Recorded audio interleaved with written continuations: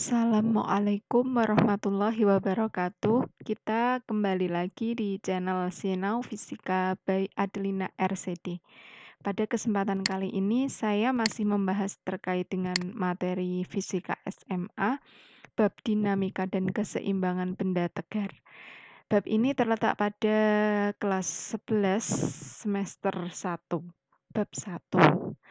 Nah, kita sudah sampai pada part yang ketiga, yaitu pada part ketiga membahas tentang hubungan torsi dengan percepatan sudut. Nanti kita akan menerapkannya pada gerak katrol, gerak menggelinding pada bidang horizontal, dan bidang miring. Pesannya, ikuti secara cermat, urut, video pembelajaran kali ini sehingga kalian tidak salah paham. Nah, apa sih hubungan torsi dan percepatan sudut? Kalian bisa mengamati gambar yang tampil di layar, di mana gambar ini menjelaskan tentang beban bermasa M yang bergerak secara melingkar. Dia berotasi dengan jari-jarinya sebesar R. Tentu benda ini bergerak karena ada gaya yang mempengaruhinya. Nah, karena ada gaya yang mempengaruhinya dan dia bergerak melingkar, maka kita bisa menjelaskannya dengan hukum 2 Newton untuk gerak rotasi yang bisa dinyatakan dengan sigma tau sama dengan I kali alfa. Nah, di sini hubungan antara torsi dengan alfa atau percepatan sudut. Ternyata torsi yang menyebabkan gerak rotasi dipengaruhi oleh momen inersia I dan juga alfa, percepatan sudut. Nah, kita ingat bahwa hukum 2 Newton untuk gerak translasi itu sebagai berikut. Sigma F sama dengan M kali A. Jika kita analisis, maka ternyata persamaan kedua ini sama analoginya, di mana F analoginya sama dengan tau, di mana sebagai penyebab dari gerak. Kalau F gerak, penyebab gerak translasi, kalau tau penyebab gerak rotasi. M analoginya sama dengan I. Dan A percepatan linear analoginya sama dengan alfa, percepatan sudut. Di mana tau itu torsi, I adalah momen inersia, dan alfa adalah percepatan sudut. Nah, pada kelas 10 kalian mengingat bahwa alfa itu sama dengan A per R, percepatan tangensial per R. Sehingga persamaan ini bisa kita substitusikan. Sigma tau bisa juga ditulis dengan I kali A per R. Nah, ini bentuk dari hubungan torsi dan percepatan sudut. Mari kita terapkan hal tersebut dalam membahas katrol. Coba kalian amati gambar katrol berikut. Nah, pada gambar di samping sebuah katrol berupa silinder pejal. Awas, ini silinder pejal, artinya benda tegar. Dengan masanya adalah M dan jari-jarinya adalah R. Dapat berotasi tanpa gesekan terhadap porosnya yang tetap. Katrol dihubungkan dengan seutas tali yang masing-masing ujungnya menggantung dua beban massa M1 dan M2 dengan M1 lebih besar daripada M2.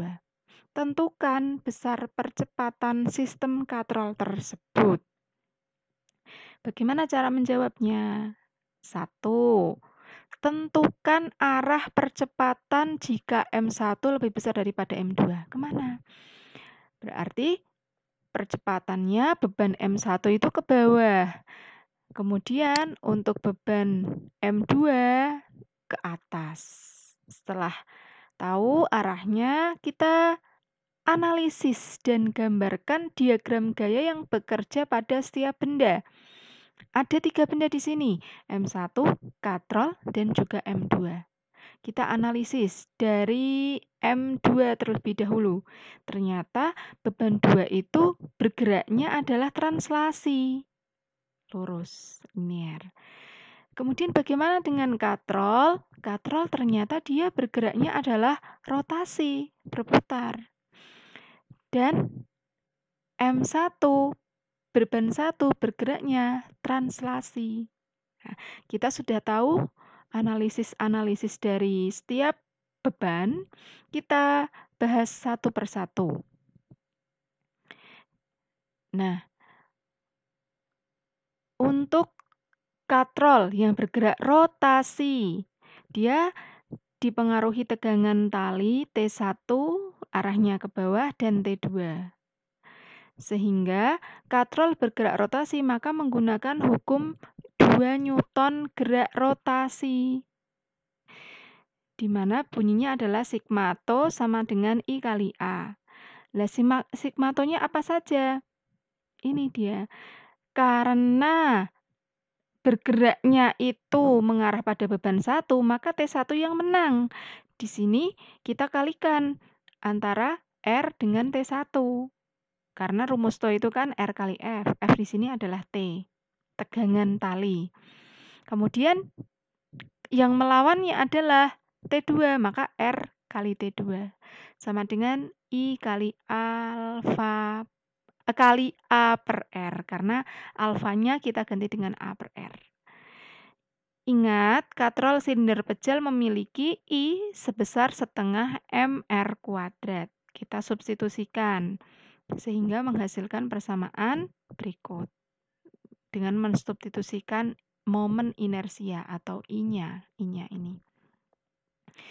Terus ini kita anggap sebagai persamaan 1. Nah, untuk benda 1 atau beban 1 bergerak secara translasi. Dia bergerak ke arah mana tadi? Ke arah bawah.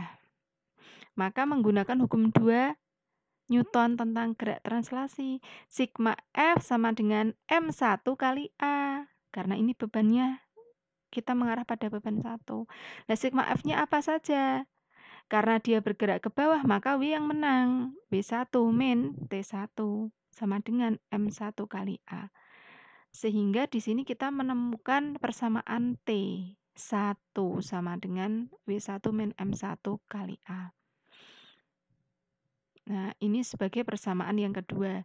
Kemudian, bagaimana dengan benda 2? Ya, sama-sama bergerak translasi, tapi arah percepatannya ke atas. Beban 2 dengan hukum 2 Newton gerak translasi, sigma F sama dengan M2 kali A. Sigma F-nya adalah karena dia bergerak ke atas, T2 yang menang, ditulis dulu, dikurangi dengan W2. Dari sini kita memperoleh T2. T2 ini sebagai persamaan ketiga. Ketiga persamaan ini, mari kita substitusikan persamaan 2 dan 3 ke dalam persamaan 1. Ini persamaan 1. Kita sudah tahu persamaan 2 T1, persamaan 3 menghasilkan T2. Kita masukkan. Nah, ini R-nya dikeluarkan dulu. R-nya dikeluarkan, kemudian ternyata kita bisa mencoretnya. Sehingga tinggal T1 min T2 sama dengan setengah MA. Nah, T1-nya disubstitusikan. Nah, kita samakan yang memiliki pengali G, kita samakan jadi 1G. A dari A. G kita keluarkan dan A kita keluarkan. Sehingga G sama dengan M1, G kali M1 min M2 sama dengan setengah MA. Ini pindah ruas tadi ya, ini minus, pindah ke kanan jadi plus. Karena sama-sama memiliki A, kita bisa mengeluarkannya A itu. Sehingga dari sini diperoleh A. Maka A adalah ini tadi M1 min M2 kali G per setengah M. M besar ini massa katrol, M1 massa 1, M2 massa 2. Itu cara mencari percepatan katrol dengan sistem seperti di contoh. Nah, persamaan tersebut hasil dari analisis menggunakan hukum 2 Newton rotasi dan translasi sistem katrol, di mana saat M1 lebih besar daripada M2. Jika dalam soal diketahui angka, kita tinggal mensubstitusikannya. Sangat mudah. Kemudian, kita masuk ke gerak menggelinding bidang horizontal. Nah, ada gambar, ini bidangnya horizontal. Pada gambar di samping, sebuah silinder pejal bermassa M, jari-jarinya R, menggelinding terhadap porosnya pada bidang horizontal yang kasar dengan gaya gesek yang melawannya sebesar Fs. Tentukan besar percepatan sistem silinder pejal tersebut.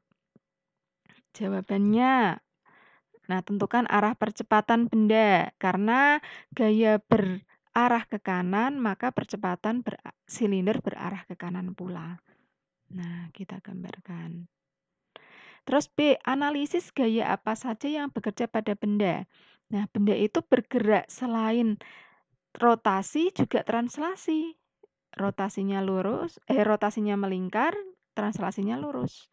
Maka kita bahas dulu yang translasi. Maka menggunakan hukum 2 Newton translasi. Sigma F sama dengan A. Apa saja sigma F di situ? Ternyata F dilawan dengan Fs. Maka M kali A. Sehingga ini masuk dalam persamaan 1. Nah, untuk gerak rotasi silinder pejal, gerak rotasinya menggunakan hukum 2 Newton gerak rotasi.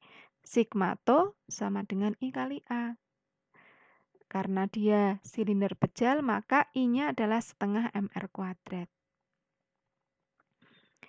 Dari sini, torsi yang menyebabkan gerak rotasi hanya ditimbulkan gaya gesek. Oh, ternyata torsinya itu hanya ditimbulkan oleh gaya gesek. Maka gaya geseknya dikalikan dengan R, sehingga itu sebagai torsinya. Yang menyebabkan gerak rotasi itu torsi. Torsi ditimbulkan karena gaya gesek. Nah, ingat, ini untuk menggelinding, gerak menggelinding. Sehingga Fs-nya bisa diperoleh dengan ini, R-nya dikurangi, sehingga Fs sama dengan setengah M kali A. Ini sebagai persamaan yang kedua. Untuk memperoleh besar nilai percepatan dari sistem silinder pejal, maka mensubstitusikan persamaan 2 ke dalam persamaan 1. Nah, ini persamaan 1. Kita substitusikan Fs-nya setengah MA. Maka pindah ruas, ini jadi positif, sehingga F-nya adalah 3/2 M kali A, maka A-nya sebesar 2F per 3M. Sangat mudah.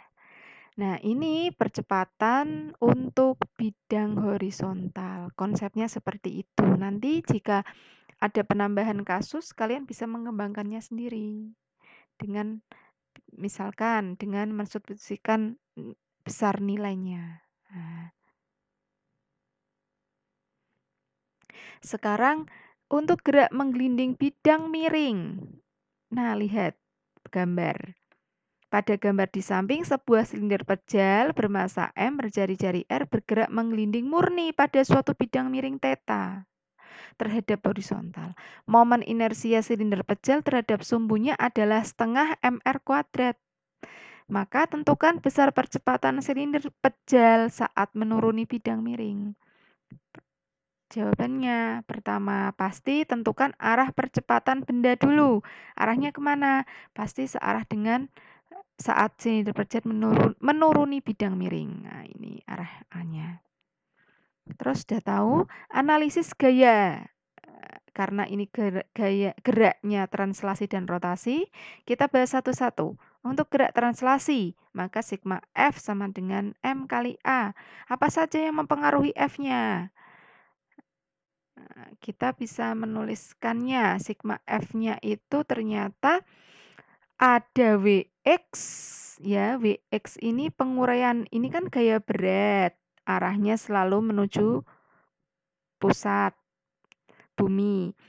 Kalau kita uraikan, ada yang Wx, ini dari penguraian W. Dan jika ke bawah, ini Wy. Nah, maka Wx itu sama saja dengan Mg sin theta. Nah, arahnya searah bidang miring itu Mg sin theta. Min Fs. Nah, ini sebagai persamaan satu. Terus, gerak menggelinding bidang miring itu kita analisis untuk gerak rotasi silinder pejalnya, yaitu sigma tau sama dengan I kali A. Di mana I-nya setengah mr kuadrat. Sehingga torsi yang menyebabkan gerak rotasi hanya ditimbulkan oleh gaya gesek, sama seperti tadi. Torsinya itu ditimbulkan karena gaya gesek, maka di sini R kali Fs. Sehingga diperoleh Fs sebesar setengah M kali A. Ini sebagai persamaan kedua. Maka substitusikan persamaan kedua ke dalam persamaan satu. Ini persamaan satunya tadi. Fs-nya dimasukkan. Nah, sehingga diperoleh Mg sin theta MA plus setengah MA. Maka 3/2 MA. Sehingga A bisa diperoleh sebagai berikut. 2G sin theta per 3. Itu untuk gerak menggelinding bidang miring. Konsepnya seperti yang saya sudah jelaskan. Sangat mudah. Nah, sekian dari saya. Tetap semangat belajar dan jangan lupa untuk subscribe, like, dan komen pada channel Sinau Fisika by Adelina RCD. Wassalamualaikum warahmatullahi wabarakatuh.